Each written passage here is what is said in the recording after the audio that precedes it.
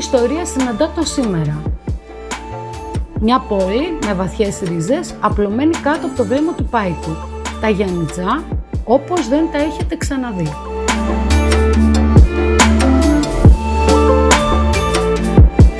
Στο πέρασμα του χρόνου, κάποια σημεία παραμένουν αναλύωτη φάρη. Ο Ιερός Ναός του Αγίου Γεωργίου στέκει επιβλητικός, κουβαλώντας τις λεπτομέρειές του, τις μνήμες, τις ελπίδες και την πίστη των ανθρώπων αυτής της πόλης. Μία αρχιτεκτονική κληρονομιά που προκαλεί δέος από κάθε γωνιά.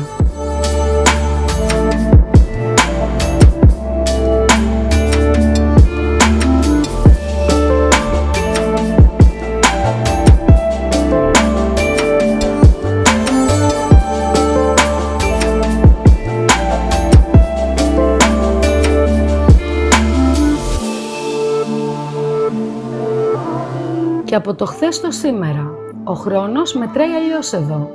Ο πύργος του ρολογιού, το παλιότερο σωζόμενο θεομανικό ρολόι σε ελληνικό έδαφος, συνεχίζει να θυμίζει σε κάθε περαστικό ότι η ιστορία των Γιαννιτσών είναι ένα μοσαϊκό πολιτισμών, το αιώνιο σημείο συνάντησης.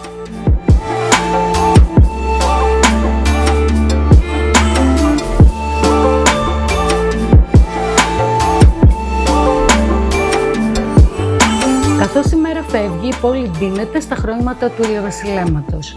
Μια εικόνα, χίλιες αναμνήσεις. Αυτά είναι τα Γιαννιτσά μας.